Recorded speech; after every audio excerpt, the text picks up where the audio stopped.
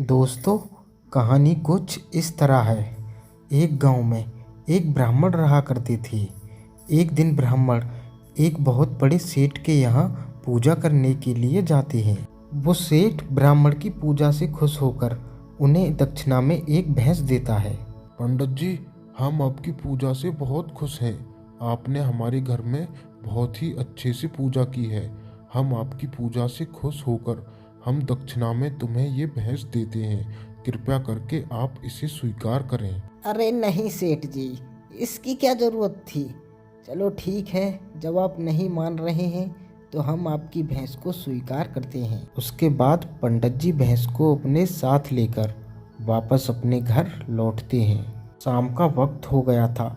रास्ते में पंडित जी को एक चोर मिलता है। उसे देखकर पंडित जी बोलते हैं, अरे भैया, हमारा रास्ता रोक के क्यों खड़े हो? हमें पहले ही बहुत देर हो चुकी है। चलो हमें रास्ता दो। अरे वाह पंडित, लगता है आज तो दक्षिणा में भैंस मिली है। मोटा हाथ मारा है, लेकिन ये भैंस मेरे साथ जाएगी। तू पतली गली पकड़ के निकल ले। अरे भैया, क्यों मजाक कर रहे हो? हमें पहले ही बहुत देर हो चुकी है, हमें जाने दो। अरे पंडित, तुझे मजाक लग रहा है? मेरे हाथ में ये डंडा दिख रहा है, इससे तेरा सर फोड़ दूंगा। मैं एक चोर हूँ। अरे देखो भाई, आप जो कर रहे हो ये बहुत ही गलत है। आप एक ब्राह्मण के साथ में ऐसा नहीं कर सकते। क्यों रे पंडित, ये क्या किसी पत्रिका में लिखा है? फिर पंडित जी सोचते हैं, ये चोर तो बहुत ही हठी है। ये ऐसे नहीं मानेगा। ये मेरी भैंस छीन कर ही मानेगा। लेकिन मैं कहाँ इसे भैंस देने वाला हूँ। इसके हाथ में डंडा है, अगर इसने मार दिया तो। क्या रे ब्राह्मण, क्या सोच रहा है?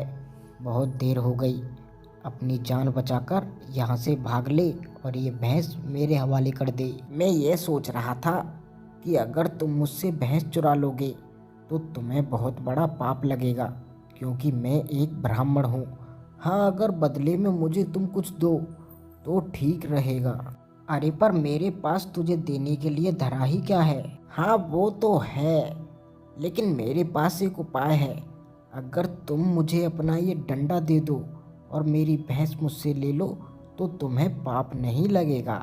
फिर चोर सोचने लगता है, अरे ये पंडित तो बिल्कुल ही बेवकूफ़ है। भला इस डंडा से इसे क्या फ़ायदा होगा? ये तो इसे कहीं भी मिल जाएगा, पर मुझे क्या।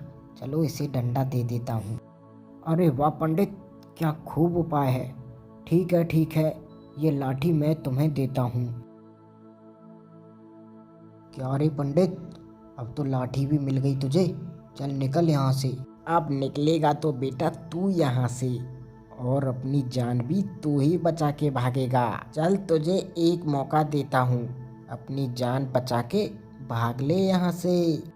ये सब क्या है पंडित? जिसकी लाठी उसकी भैंस। क्यों बचुआ, अब भी समझ में नहीं आया क्या? तूने क्या सोचा था कि तू ब्राह्मण से इतनी आसानी से भैंस हड़प लेगा? चल निकल यहाँ से, वरना इस डंडे से तेरा सर फोड़ दूंगा। पंडित जी की बात सुनकर चोर बड़ा हैरानी से सोचने लगता है। अरे बाप रे, ये पंडित तो बहुत तेज है। इसने मुझसे मेरी लाठी भी ले ली। लगता है मुझे यहाँ से चुपचाप चले जाना चाहिए, कहीं ये पंडित सचमुच मेरा सर ना फोड़ दे। उसके बाद वो चोर चुपचाप वहां से भाग जाता है। उसके बाद ब्राह्मण बोलता है, अरे बचुआ, भागता कहाँ है? ये भैंस तो लेता जा। अब क्यों लेगा? क्योंकि मेरे पास लाठी है। इसी को कहते हैं जिसकी लाठी उसकी भैंस।